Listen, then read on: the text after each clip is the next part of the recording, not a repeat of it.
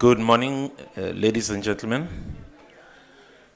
May we request everyone to settle down. We're about to start our next session, which is scheduled for 11:15. We're starting now. May I ask our panelists to come on stage and join me, take their seats.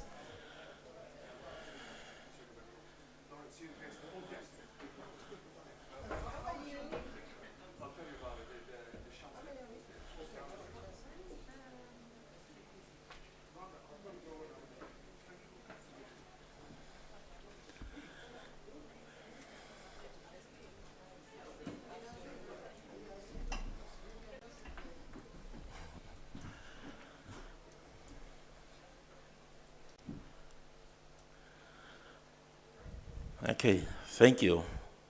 And good morning, everyone, and welcome to this session on internationalization and collaboration, the second part of it, which is science diplomacy for Africa. We are stronger together. My name is Tsiamo.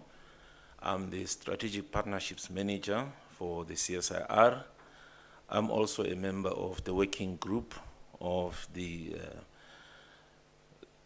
SDCFA, as we call it, the Science Diplomacy Capital for Africa initiative. A little bit of background about the session before I go on to introduce our panelists. So some of the context is how we came about to organize this session under the Science Diplomacy Capital Initiative for Africa. Is that the initiative was launched on the 8th of July at the CSIR International Convention Center.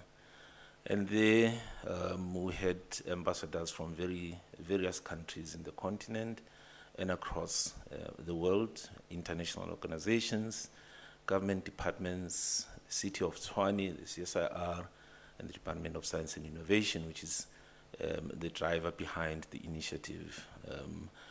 We also had one of the organizers of the BioAfrica Convention, and they thought it would be a great idea to have a session at the BioAfrica Convention, and hence this journey started.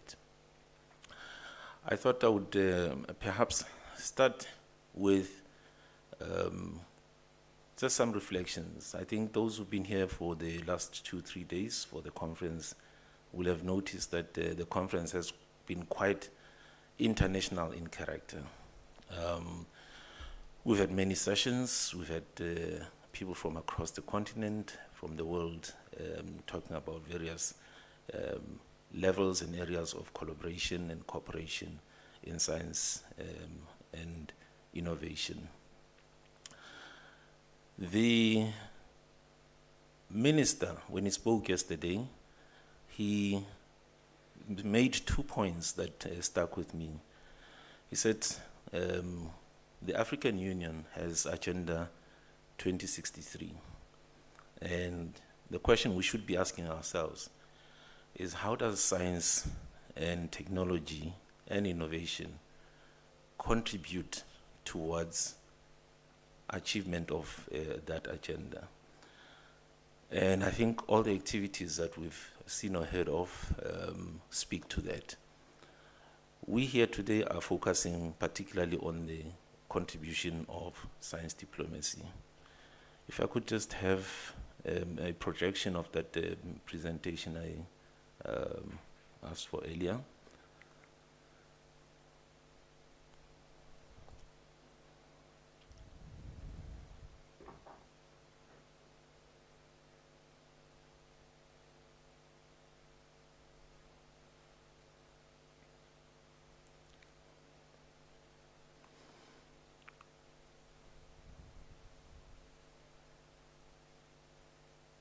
Okay. Thank you. And so we have put together and invited an esteemed panel of speakers here today. We have 4 with us physically in the room, and there will be, there's another one who is joining us virtually from Botswana. I'll introduce the speakers quickly, and as I ask them to speak, I'll just read a short biography about each one of them. If you could go to the next slide. Okay, so the speakers that we have for this panel, firstly, a diverse group of speakers with different backgrounds. We first have Mr. Toto Matsiriso, the incoming director for global projects at the Department of Science and Innovation. He will be speaking from a policy and government perspective on science diplomacy. We then have Professor Shelley Mutaung, who is a biotech entrepreneur herself, and the director Technology Transfer and Innovation at the Durban University of Technology. She'll be speaking from a perspective of research institutions and higher education institutions. The third speaker, I think many will know here already. He won an award on Monday, Mr. Daniel Nima, the founder and CEO of K-Bio, who is a biotech entrepreneur, and he'll be speaking from an entrepreneurial perspective. And then we've got Dr. Bataville Ramalapa, who is a senior researcher at the CSIR, who has studied in several countries in Europe, and she'll be bringing in a perspective of an emerging researcher on science diplomacy. And then we also have online Dr. Tsiamo Mozera, incoming director of the Open Science Platform at the National Research Foundation. He's currently in Botswana, but will be joining us. In fact, he's joined us already. He'll be speaking from online. So this is the panel that we have. And let's see. So before I start with the first panelist, I thought to share a quote. As you all know, this International Convention Center that we're in today is called the Durban Convention Center, and it was renamed the Inkosi Albert Luthuli International Convention Center. I think it was 2007. The quote that I have here is from Nkosi Albert Luthuli, who in 1961 rather, he received the Nobel Peace Prize, and on his acceptance, or in his acceptance speech, he said, "Scientific inventions at all conceivable levels should enrich human life, not threaten existence. Science should be the greatest ally, not the worst enemy of mankind. Only so can the world not only respond to the worthy efforts of Nobel, but also ensure itself against self-destruction." I think those words speak purely to what science and its role are in humanity. And with those words, I would then like to invite to the stage Mr. Toto Matsiriso, Director of Global Projects at the Department of Science and Innovation. Mr. Matsiriso.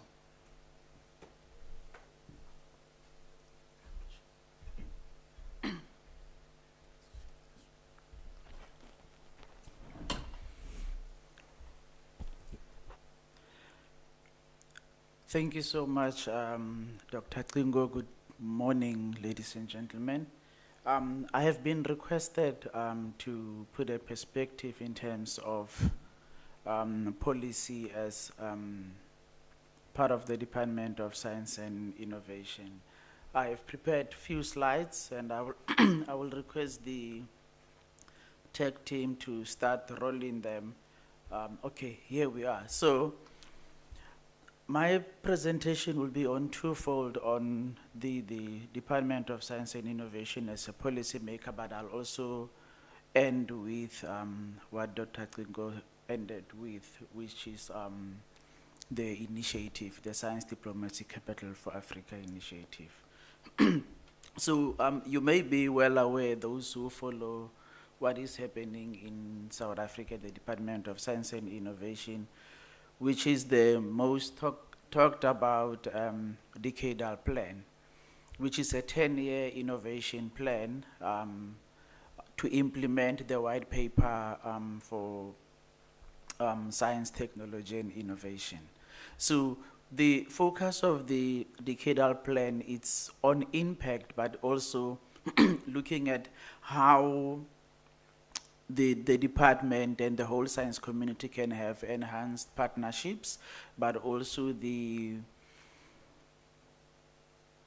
scaling of funding to researchers, to SME, but also leveraging funding for the national system of innovation, which at the end of the day will play a role to us achieving what we wanted to achieve from the white paper of science, technology, and innovation. So that's the philosophy of our decadal plan. But now the question that I've also been asked by, excuse my voice, by the moderator is on science diplomacy, on what is it that we do or how do we play our part. And as defined by the AAAS and the Royal Society, this is one of the best standing description of science diplomacy, which is in 3 dimensions. Quickly, the first one is science in diplomacy, which talks more of the global issues with science basis, like now we talk climate change globally, but in South Africa we speak of energy shortage. So these are the issues that are covered in terms of science in diplomacy. And the central one, that is the diplomacy for science, which is mainly on developing international relations for scientific community. And this is where you see that scientists actually work together regardless of the situation or regardless of the geopolitical situation. And the last one, that is science for diplomacy, which is using science as a tool for foreign policy. And that became very much evident recently with the pandemic, as well as any other challenge like climate change, to see how science is used by different countries to pave their foreign policy, looking at what is available in the scientific field and how do they pave their approach to foreign policy and their diplomatic relations with other international countries. So this is what also our decadal plan that I mentioned in the previous slide tried to focus in terms of achieving the objectives as well as the mandate for the department. So one thing that I think it's a tagline, if I can say that, from Department of Science and Innovation, especially the international corporations colleagues, is that science knows no borders. It knows no race, it knows no culture, it knows no color, it's science. And this is what we also want to do in our strategy to leverage portfolio of funds for the National System of Innovation in achieving our objectives. And the few bullet points there, which is to look at how we enhance and how we support researchers as well as the SMEs in terms of co-investment in projects, mobility or seed funding, as well as training and exposure. And also how do we leverage investments from multinationals as well as the private sector, because I think on Monday, one of the speakers said they need private sector, but not only private sector, but private sector with money. So this is also what we try to leverage for our national system, as well as to see how do we influence the science policy agenda.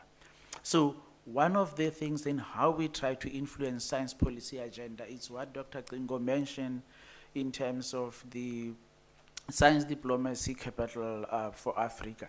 This is an initiative with between our department as well as the CSIR, and we still are looking out for more partners who are interested to join the initiative. We started, as he said, launched on the 8th of July, and we have a plan until 2025.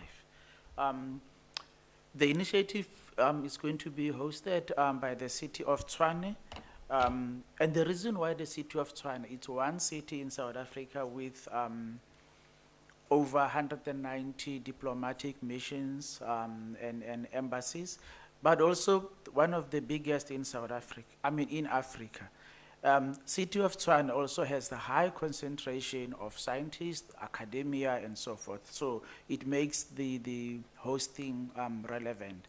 And as much as we are here in the CSIR, in the ICC, in Pretoria, there's also the CSIR, which is also the hub. So this is the home of the science diplomacy capital for Africa. So we're trying to profile Tshwane as a city, but also profile science diplomacy in addressing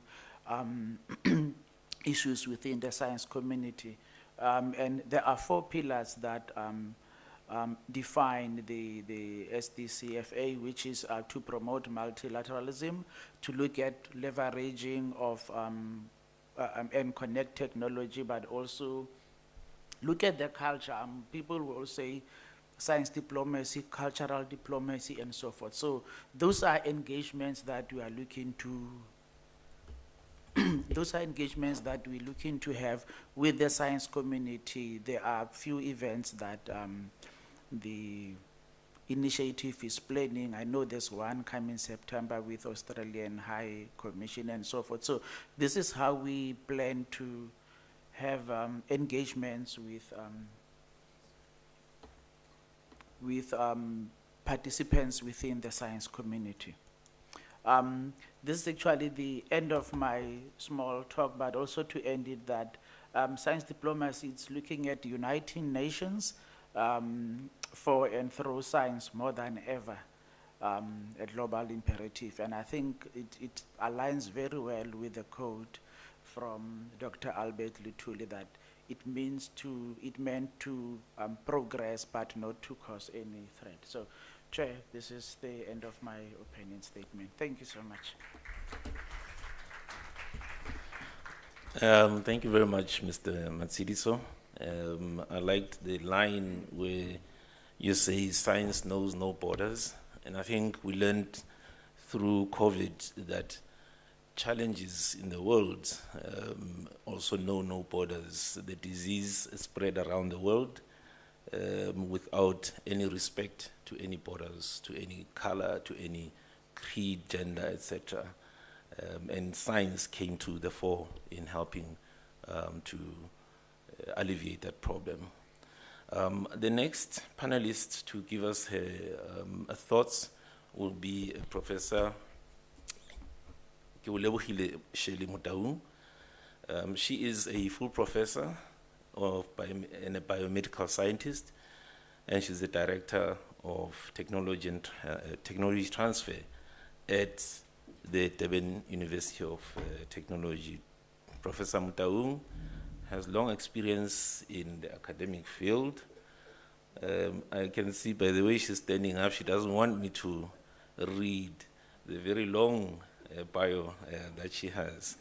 But suffice to say, Professor Mutaung not only is the director of tech transfer and innovation at DUT, but she also is an entrepreneur and innovator herself in biotech and has products out in the market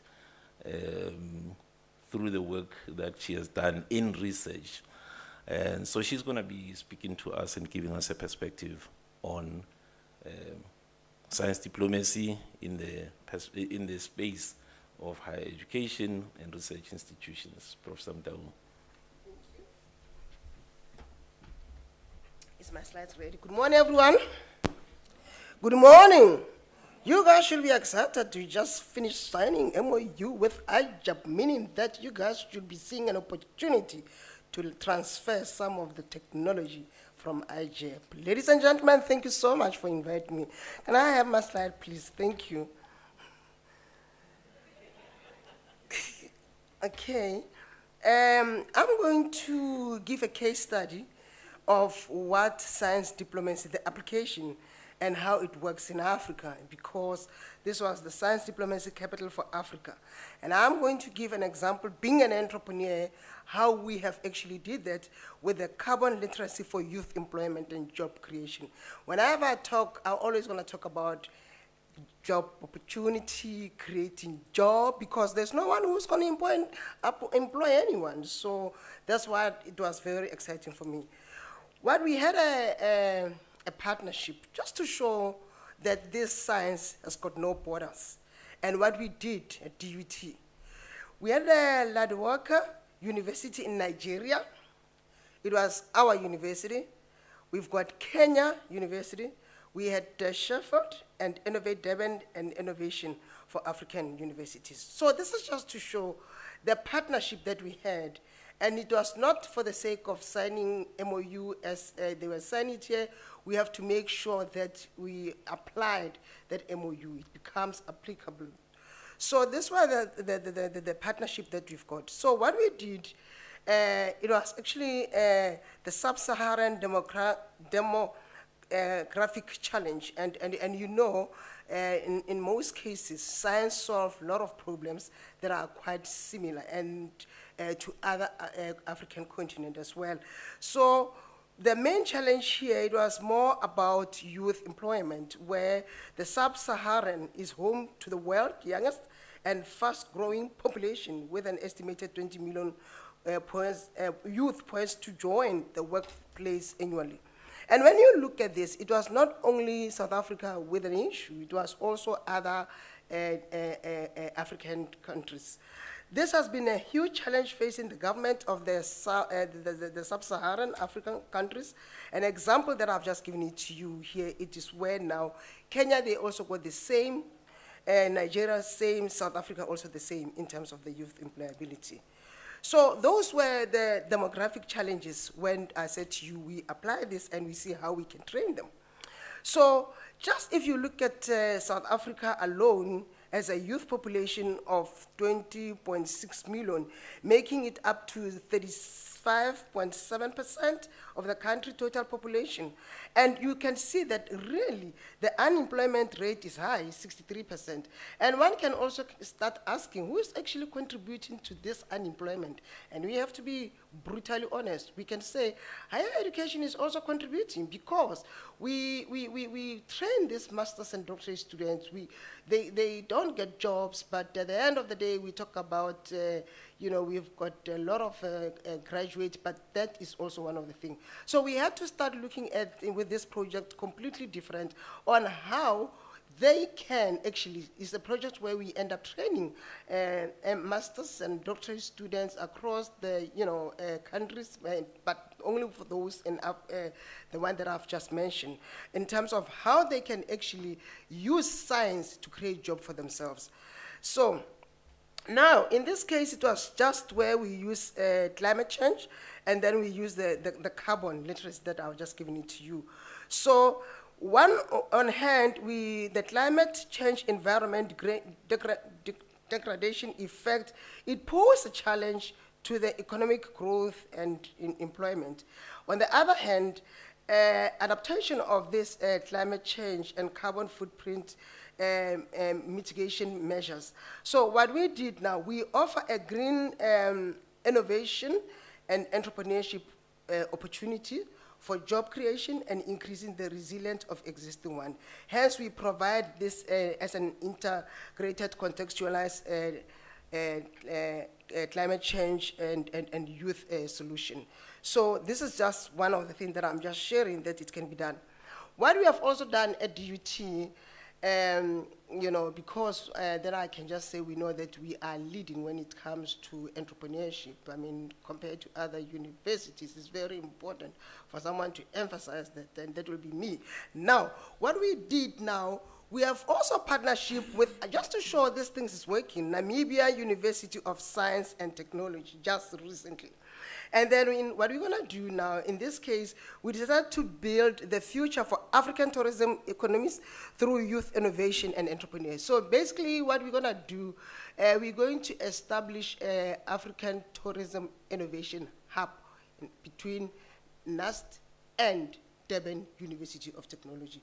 Because we have just discovered that we don't have a tourism hub, then this is what we proposed, and it's going to be hosted by the two universities between. That again, just to show what science can do. Now, I'm also going to come in closing. These things, they don't just happen overnight in the university. You need to have an internalization office with an internalization framework in order for this kind of things to happen and then to be applicable to what you do. You also need to have relevant policies that are really addressing that in the university and to make sure. Also, the MOU that we constantly signing, I always said to people, I can have 5 MOU that are functioning rather than 100 MOU that makes you a KPA that they say I've signed 10, next year I'm going to sign another 10. Oh my God, another 10. But what are you doing with those MOU? They are just sitting there nicely, not doing anything.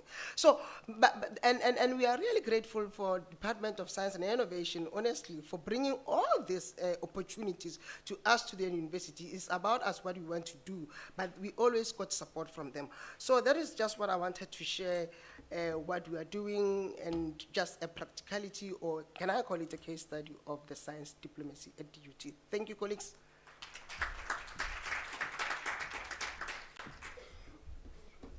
Okay.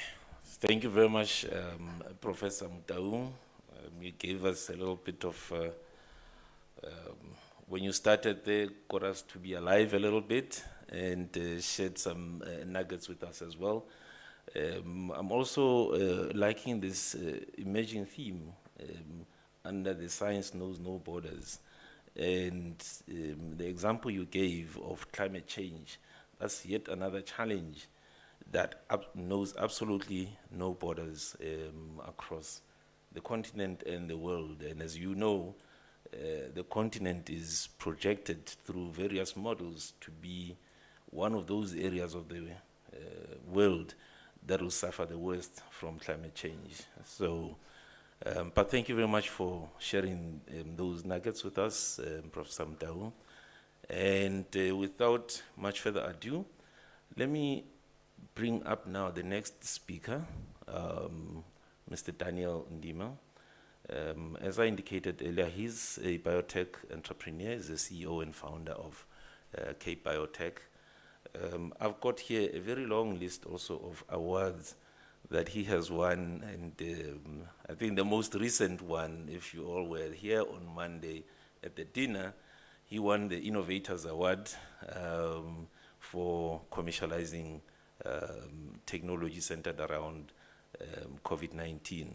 I think that's, you know, as timely as you can get in terms of these technologies. But Daniel holds a master's in structural biology of infectious disease and is currently busy with a PhD in biotechnology, focusing on genome editing tools for industrialization. I don't know where he gets the time, but to do a PhD and at the same time run a successful company, well, let's hear from Mr. Nima. Maybe he'll share with us some of those thoughts and ideas. Daniel, over to you.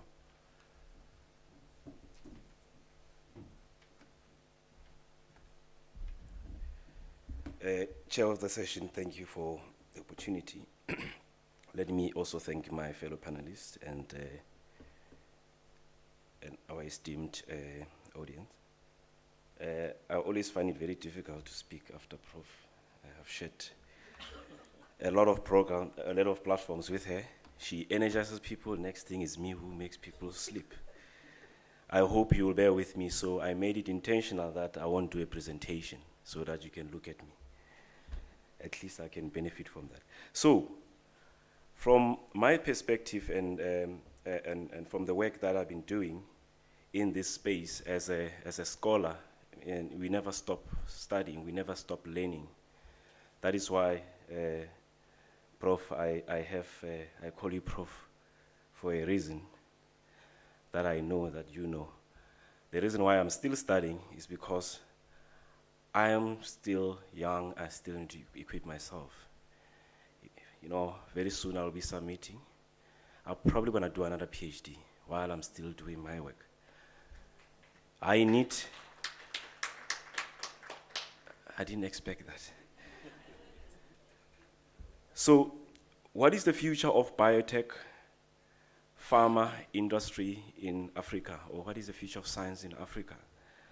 I think I'm centering around my talk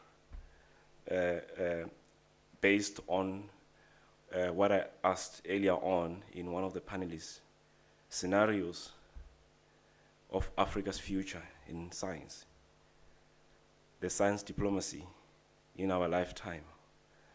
How does it look like?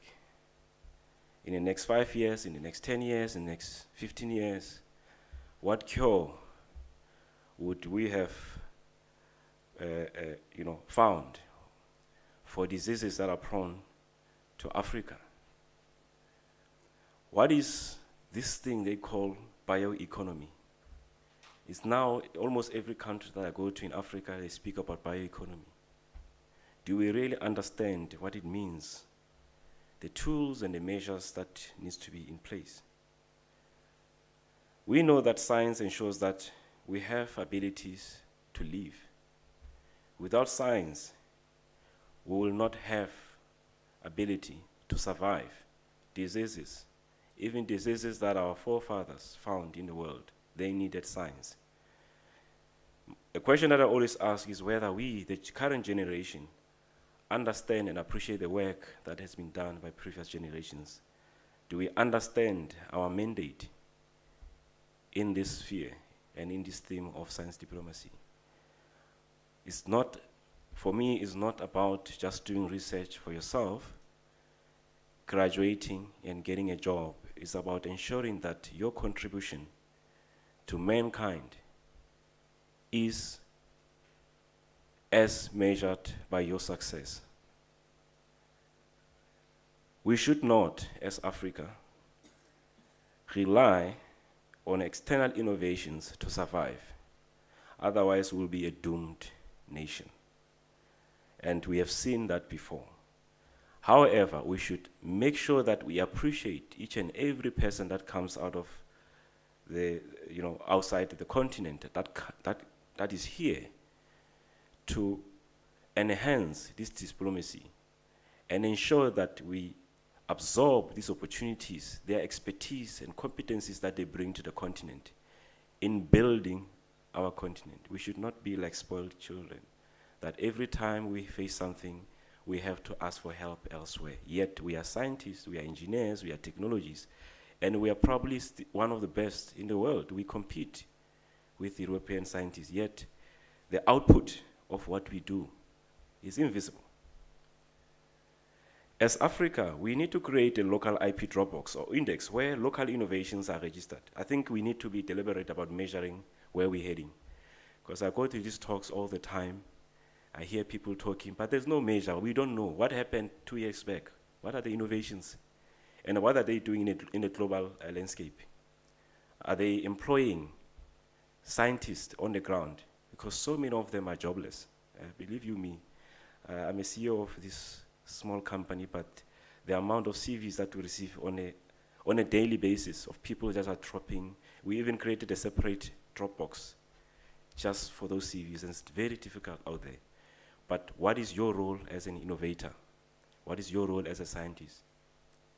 I think we are all trained to ensure that we're able to transfer this knowledge for the sake of mankind. We need to continue building local capacities, but I spoke about the measure. It's very important to measure your progress. That's why when you go to school, you have to pass, you know, every grade. It seems like we are just shooting, and we don't even know where we're shooting to. We need to be very strategic and very directional about what we do in science. So what are the feasible lessons that we need to really act up? Ensuring that we really transfer our knowledge to the society, because science purpose is to serve mankind. The COVID-19 pandemic, the current geopolitical tensions, not here in Africa, but we do have also in Africa. The subsequent disruption of global supply chain are serving as reminders that the development of local, when I say local, I mean Africa, competencies, capabilities, and capacities meet the scientific needs of, you know, our continent. Because out of science, it's not just about a lab coat. Science is what we see around us. Science is found in every field, in every industry. That's why you've got even some sciences that, you know, you have never heard. Political science, for example. Economic science. It is science. So we are coming from a different field, and there are other scientists that are doing the job. I think we need to rise up to that. And as part of, you know, I was part of the National COVID-19 Response Task Team, and we used to, before we got separated, and it was a command council, there was vaccines, there were other people, and because of the workload that I had, because I'm also an innovator, so I had to, you know, jungle in between. We realized that as we build capacity in South Africa, that capacity was overburdened overburdened might be a strong word. I'm not like that. I'm a Pan-Africanist, so I won't say that we're being overburdened. But the system was crashing all the time. We're trying to resurrect it. So what I did, voluntarily and pro bono, I started to engage with some of the SADC countries that were bringing in their patient samples into South Africa, specifically using NHLS and the private sector. And I said, I can help you to build your own laboratories.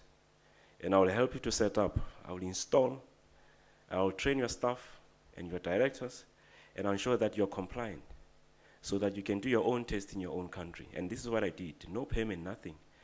For me, coming from the industry, and also liking capital like any person who looks like me and who works in the same sector, I did that pro bono because I understood that it's not always about making money, it's always about making an impact and ensuring that you create ecosystems where everyone can thrive. In the same ecosystems, there are budding entrepreneurs out of those countries, and we are working with them to ensure that we capacitate them.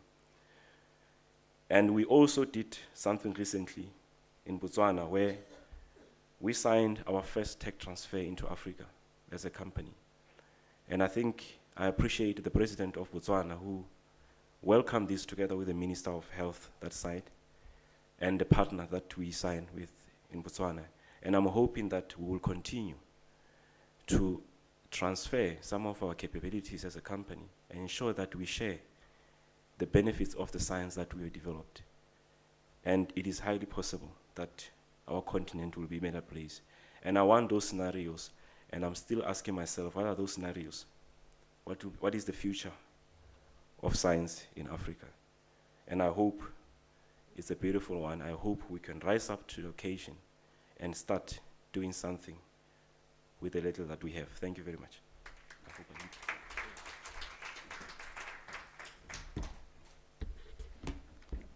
Thank you very much, Daniel, for sharing that. Always inspiring to listen to you and your stories and as you share. You know, again, I'm picking up trends and threads here that I want to share. So Shelley spoke about universities train people, they graduate, and sometimes they do not get employment. But I think here we had an example of a person who got trained, got his degrees, but still decided he didn't want a job. He he wanted to create jobs. And that's an example we have here. So that's a link between Professor Mtaung and Daniel. But the other link I'm making is between Daniel and our next speaker. He said he thinks he's going to do his second PhD, right? And I'm still wondering where he finds the time. I mean, he has the time to even go and set up labs in other African countries. So if you know how to stretch 24 hours, Daniel, patent that and then come share it with us. But the link I'm making with the next speaker is Dr. Bataville Ramalapa. Now, when you talk about 2 PhDs, now this is the person who already has done that. She's got a PhD in chemical sciences from the University of Liege in Belgium, and another PhD in pharmaceutical sciences from University of Angers in France. So she's you know, pioneered that space already. She has over 10 years international experience in nanotech and nanomedicine, working in the field of drug delivery. Her current role as a senior researcher at the CSIR involves management of research projects, facilitating partnerships within government, academia, private industry in the pharmaceutical and biotechnology space. So Dr. Ramalapa, just share with us your perspective as an emerging researcher of what science diplomacy can do. Thank you.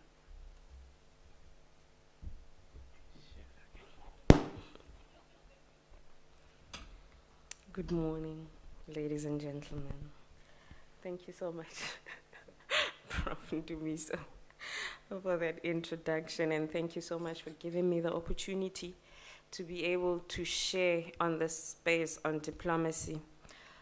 It's quite important for me because I've realized that scientists and innovators, and especially emerging researchers, we hardly ever given the opportunity to share on how diplomacy dictates on the science that we do, and how then the science that we do relates to the diplomacy initiatives that are put up by the continent. And so I'm gonna really be looking at 3 things in terms of what the Science Diplomacy Capital Initiative means in research.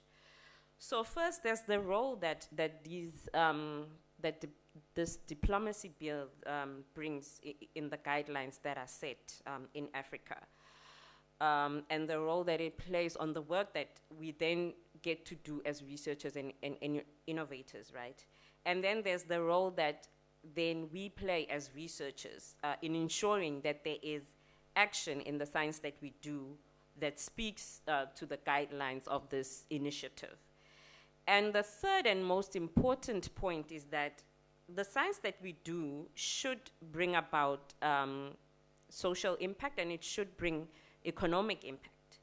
So our actions on science diplomacy need to lead to social economic impact, not just in the continent, but also globally, right? So in the first point, so I look at us talking about science diplomacy capital initiatives. And I think about, so the Democratic Ministry of Science brought about its first paper, white paper, and it called it in 1996, and they called it the White Paper on Science and Technology. And now only in 2019, they released another paper, and they called it the White Paper in Science and Innovation. So now it takes us back to the point of, hadn't we been doing innovation as a continent until the time in 2019 where we realized that innovation was important for us? So it might have been that we've been limiting ourselves in terms of the research that we do and in terms of allocating the resources that we have in science and technology towards innovation. So I'm going to give you an example in terms of South Africa. So we have a very intense vaccination program in South Africa, right? And this vaccination program has been a part of our lives for 48 years. So that's way before even I was born, right? So for the past 48 years in South Africa, if an infant was born until the time they reached the age of 2 years, they were given about more than 10 vaccines. And all these vaccines were on communicable diseases.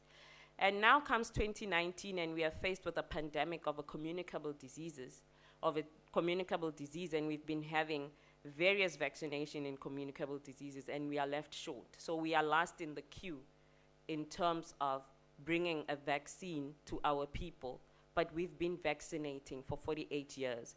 And even some of the high employment countries that I've lived in don't have such an intense program for vaccination, but they were ready.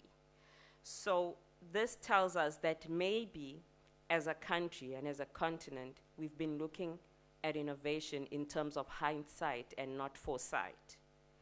I think this is where I'm coming to what the initiatives like Science Diplomacy Capital Initiative are bringing in terms of the guidelines of the innovation that we need to do as researchers, collaborating on, focusing our resources on. Because I think in terms of innovation, if you're using hindsight, you're already late. So I always say that if you're solving problems that we are currently facing, you're already late in innovation. Innovation is really about solving problems that are coming. So innovation is about solving future problems. So solving current challenges is great, of course, because people are currently suffering, but solving and providing solutions for future problems is even greater. And that talks now to the impact that we are trying to make in our communities. Because like I said, if you're solving for a problem that people already have, it means people are already suffering. But if you're solving for a problem that people are going to have in future, it means they will not get to suffer because you would already have the solution to the problem by the time the solution comes and affects the community. So I look, as an emerging researcher, I look at diplomacy in that these are the guidelines that we need to have in terms of where we are allocating our resources as a continent and where we are focusing the research that we are going to do as a continent, in saying we are going to believe in foresight in terms of bringing solutions to future problems and not just looking at what are the problems that the continent are having now and just providing solutions for those problems. Because like I said, if you're solving for problems that we currently have now, you're already too late. So I guess my message goes to the people that are the biggest stakeholders who allocate the resources in terms of the diplomacy, in that you need to bring on board researchers like myself to be able to give you the foresight on what is the future problems that we are going to face. You need to bring in innovators, you need to bring in entrepreneurs, and we need to work collectively also with people who are already in the space in terms of commercialization to say, what do we foresee as something that people will need in the future and not what it is that we need now.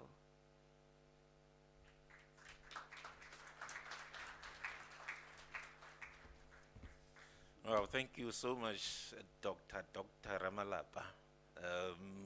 I think that was a very refreshing perspective that you're giving. I mean, on the foresighting and the solving future problems that have not come up as yet. I'm reminded of the fact that with the global pandemic, the COVID-19, as you may know, years ago, already it was predicted that we're going to have a global pandemic of a huge scale.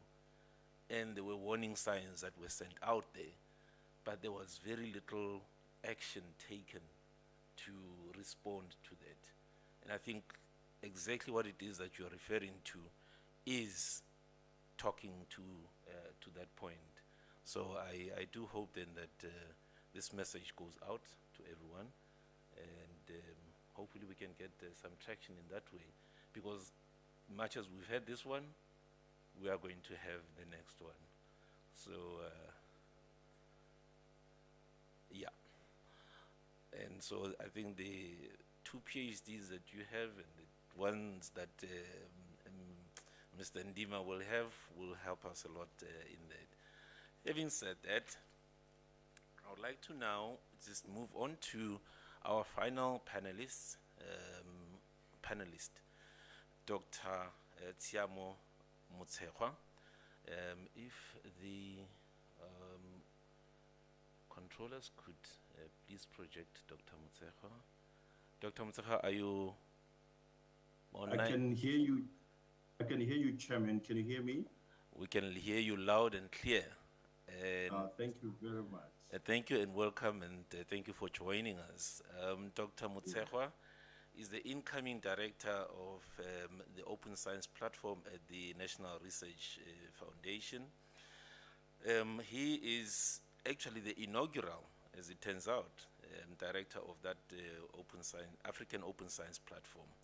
The aim of the Open Science Platform is to position African scientists at the cutting edge of data science.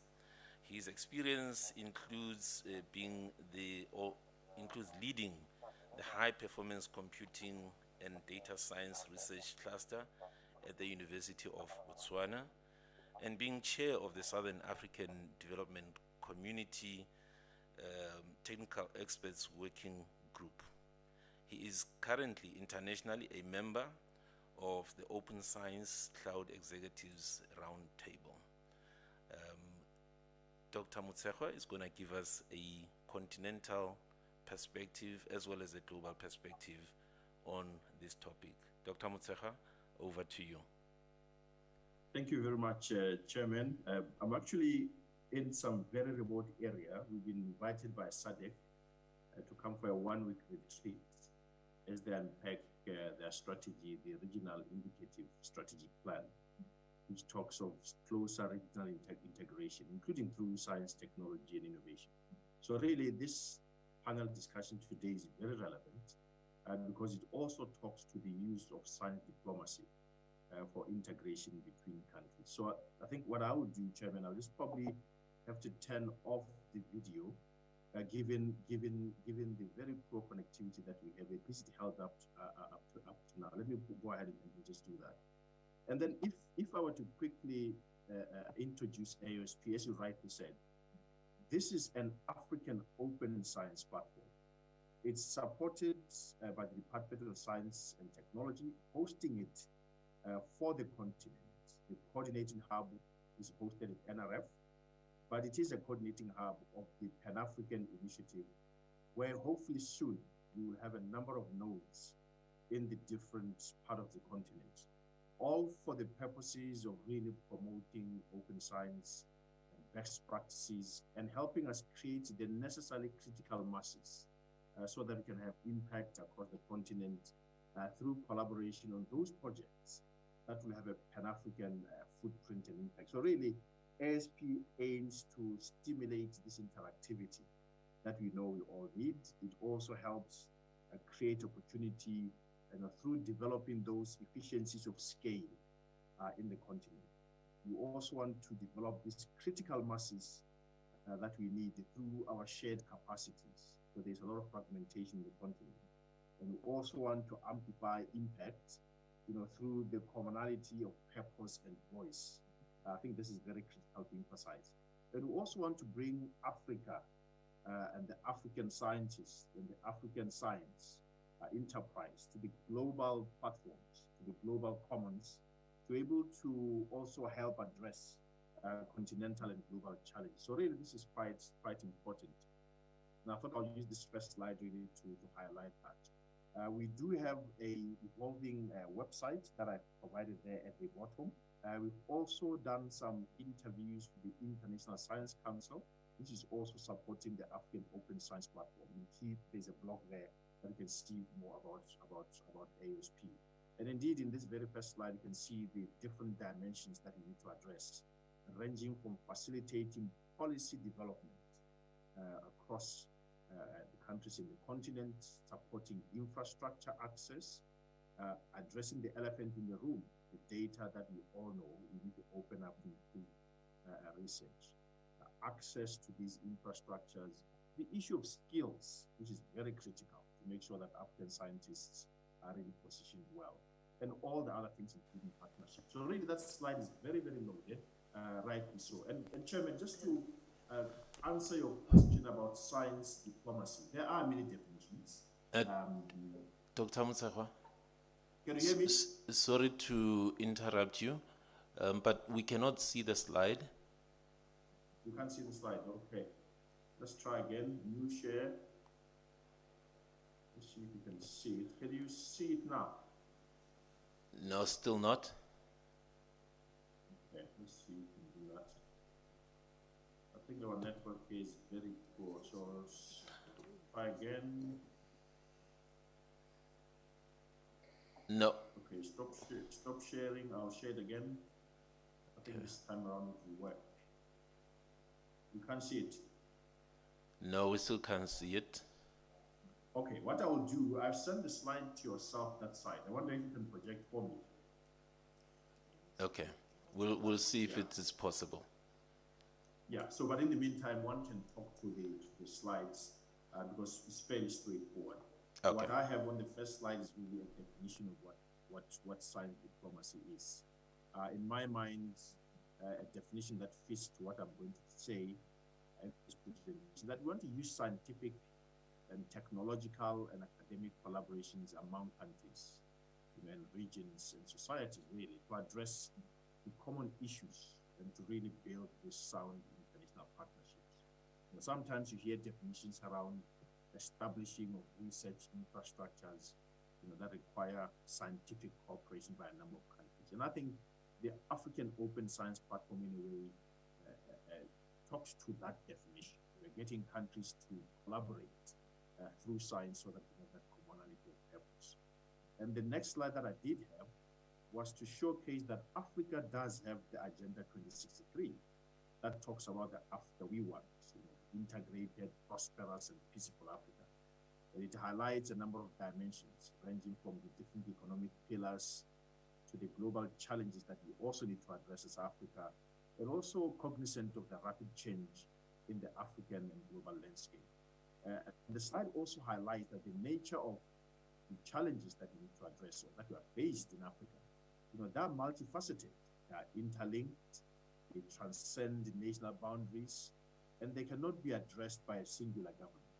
But the good news is that Africa does have a science and technology and innovation strategy. And part of the slide I also showed how big Africa is, that in a way you can actually fit most of the world within Africa. That presents opportunities and challenges. And then also on the slide I highlighted opportunities through open science that we can accrue if we engage collaboratively. The next slide then showed that there's a trend and trajectory towards developing these global open science clouds, really to assist in us collaborating for those high-level challenges that we all know we can work together on. The issue of infectious diseases, sustainable development goals, global disaster risk. And indeed that other continents have made progress in developing such platforms, for example, the European Open Science Cloud. And that underneath these open science cloud is really the need to develop these cyber infrastructure ecosystems that will connect us through connectivity, that allow organizations to share expensive instruments, that will allow us to know who's got an expertise in what area, that will allow us to also share these computational resources to do the data-intensive science. And the next slide, which I think is quite impressive, shows the work done by S4D4C in terms of showcasing how open science is really integral to science diplomacy.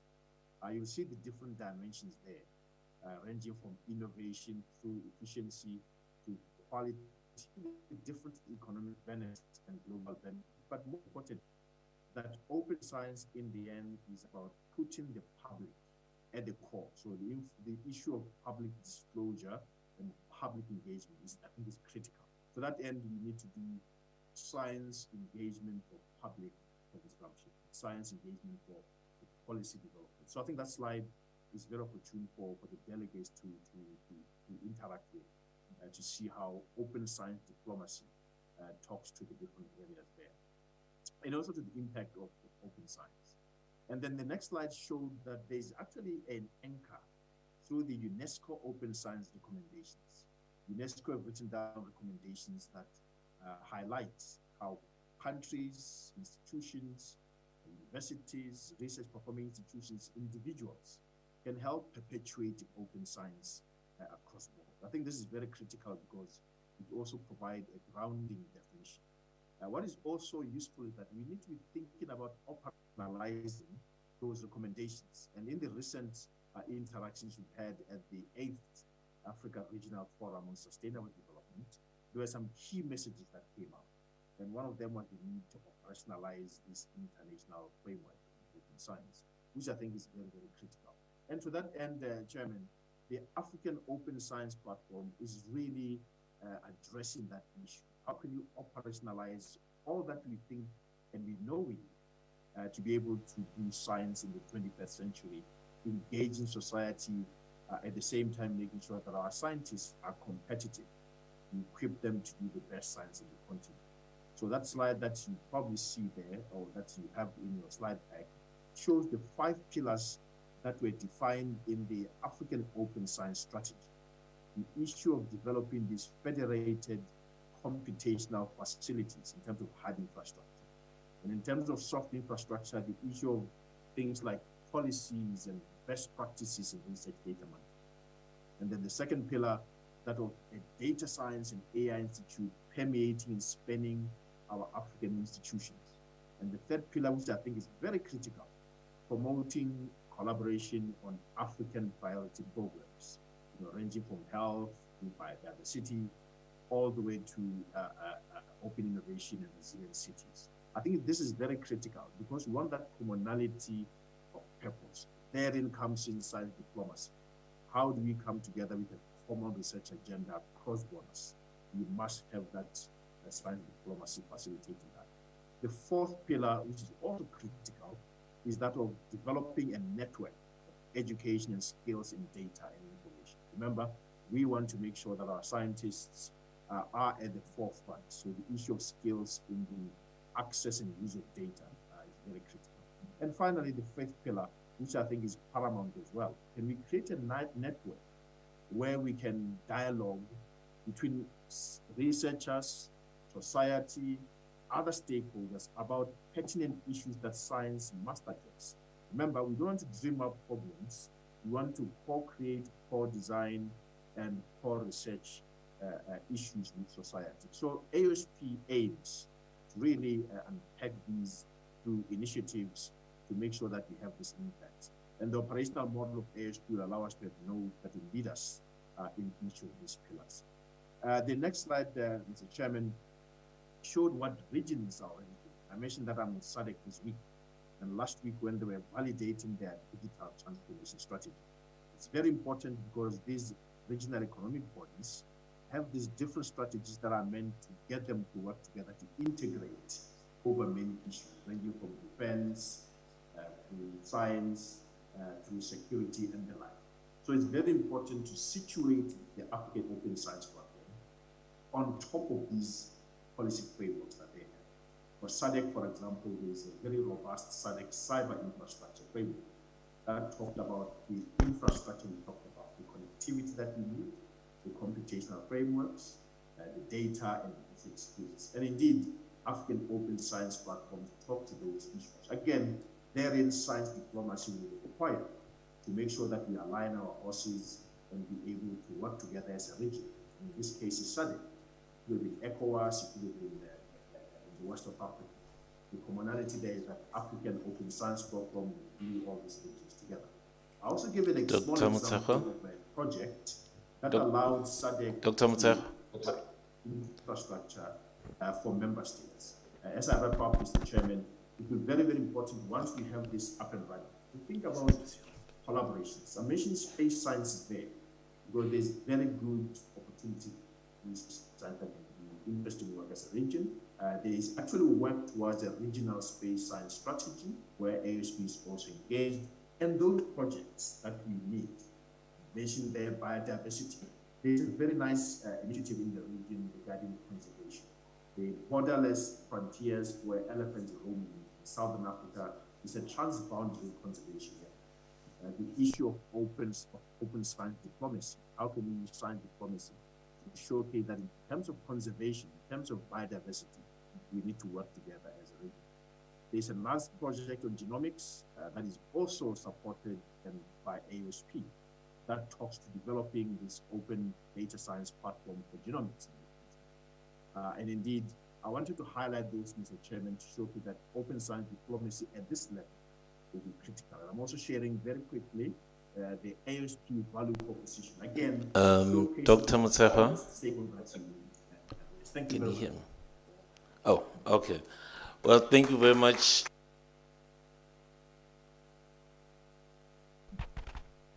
Okay, thank you very much, Dr. Mozera, for that presentation. Unfortunately, we couldn't see the slides, but I think we tried very hard to follow the logic of what you're saying.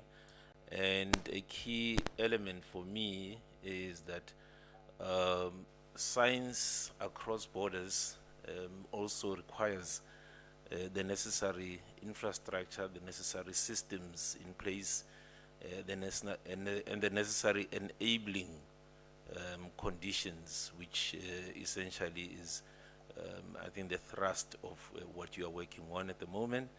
And I believe that positions the scientists in the region to be able to compete and contribute globally and continentally to challenges. And with that, I think we have had our final speaker. I would like to perhaps open up the conversation now with the members of the audience, if there are any questions at the moment.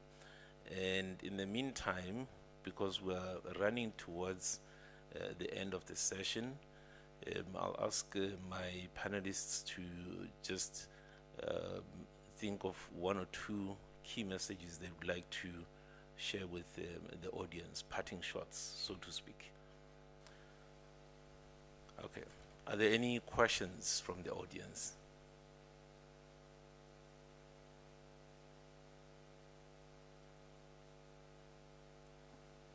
Okay. No questions. I see there's a question over there. I think you will probably have to come to the microphone here.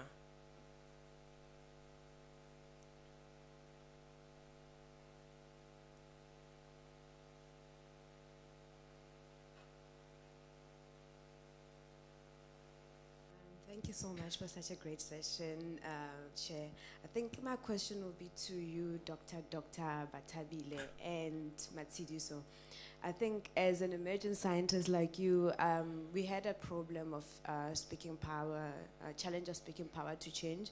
And I think the challenge of communication, I find it very difficult as a scientist to kind of speak those guidelines that you were talking to politicians and government. And I really just wanted to know, like, the strategy on that regard. Your communication and, you know, the strength of your voice, does it really get to translate into the change of policy? And maybe Mr. Matsiriso Toto can also get into how they receive such, especially from scientists and speaking change to that power. Thank you. Great. I don't know who tackles it first, Mr. Matsiriso or Dr. Ramalapa.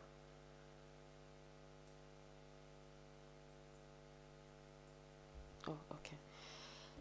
How do we raise our voices as young researchers? That is actually a need, but it's also quite difficult because often in order to be able to raise your voice, you need to be given the opportunity. So first, it's about being given the opportunity, and if you're not given, you grab it, which also in its own has a lot of challenges in terms of how people receive you when they don't give you the opportunity, but you grab it yourself.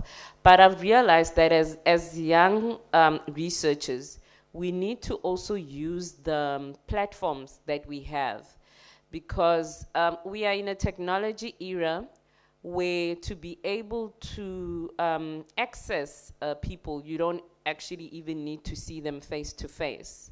And you can actually get your voice heard through other people rather than just sending the message yourself.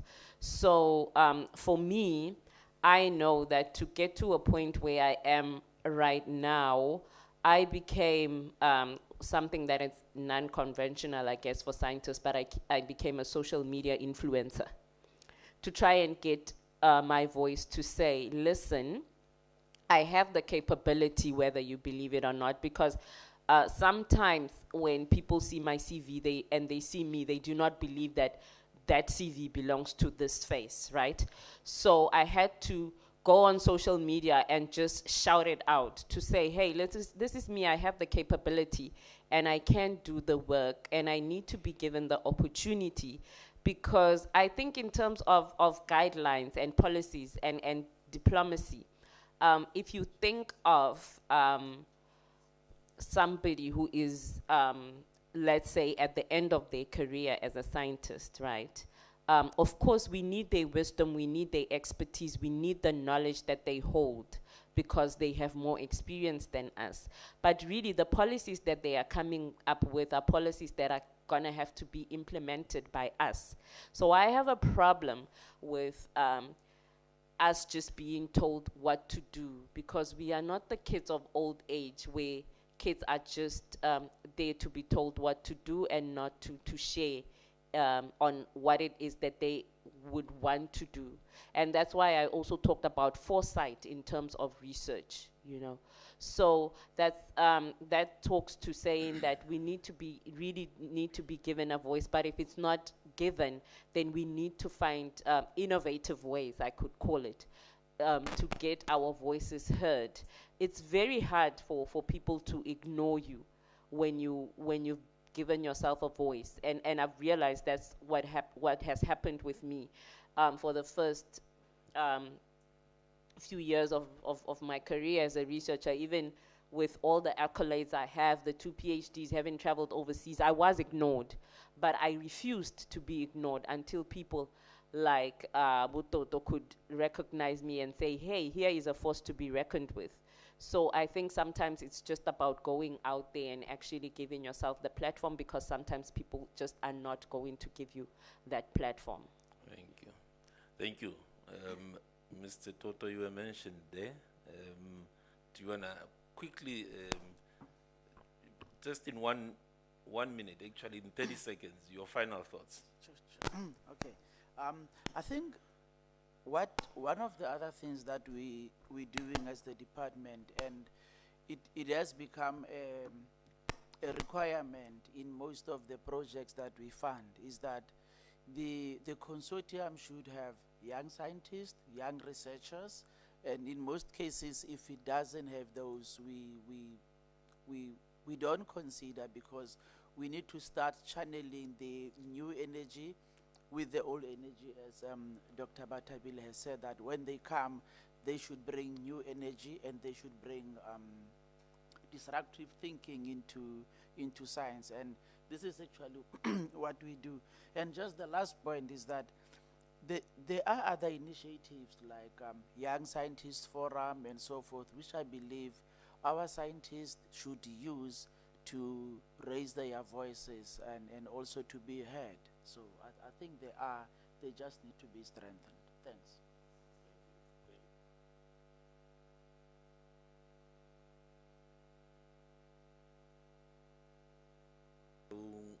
One last minute to say her closing remarks, because she has to leave now. Then I'll just take one more question. Professor Mtau, in 30 seconds. Now, I can't do that. I can give you an elevator pitch. Remember, you're talking to an entrepreneur who knows time.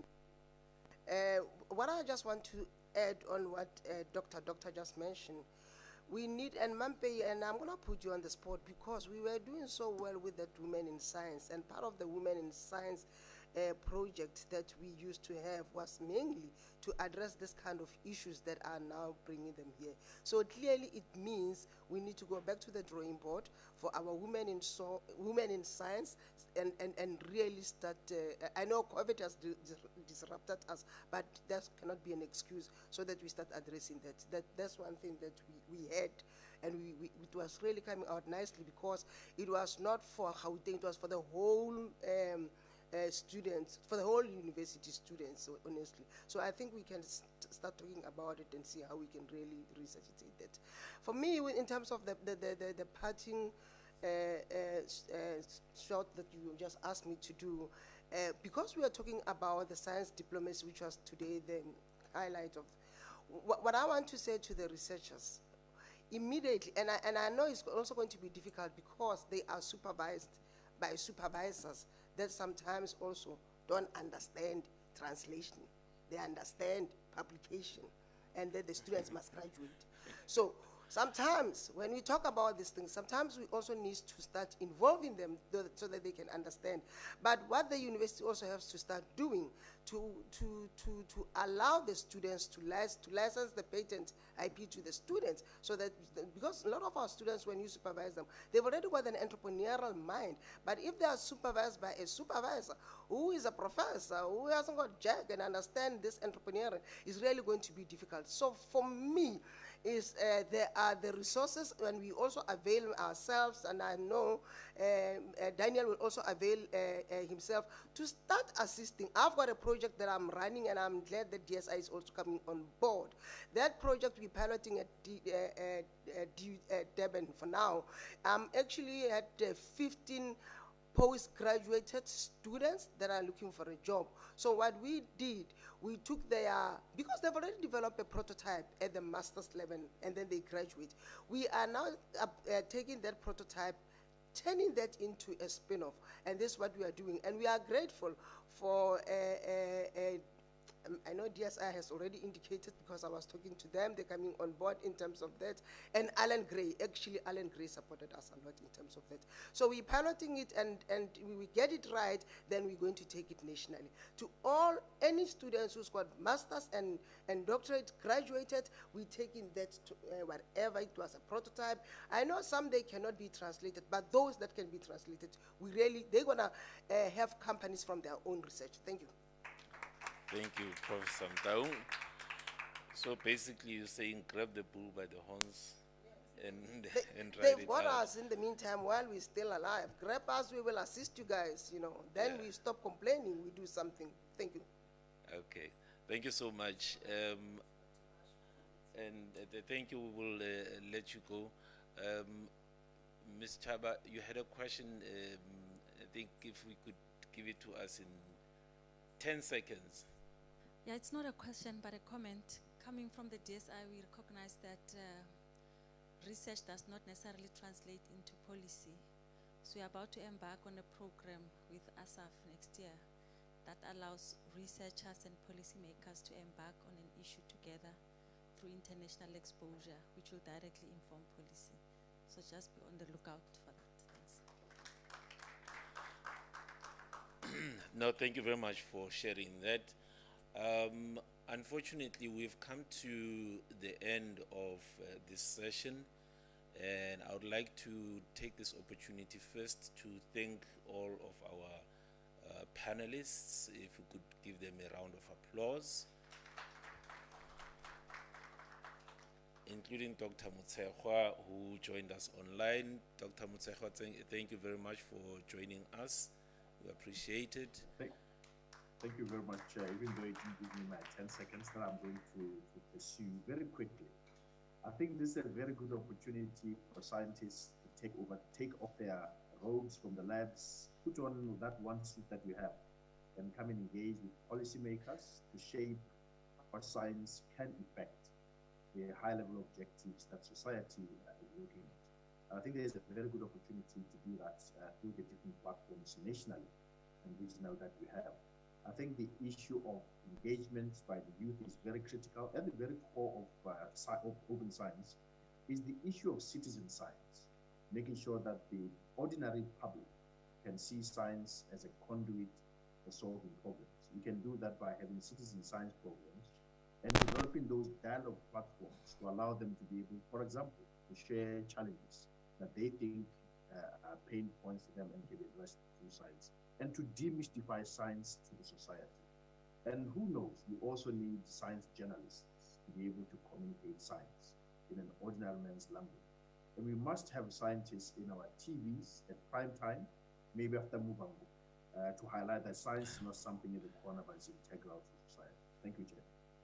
I thank you, Dr. Mozera. And finally, it remains for me to thank this wonderful audience for joining in this session. And I wish you all a safe journey back home. Thank you very much.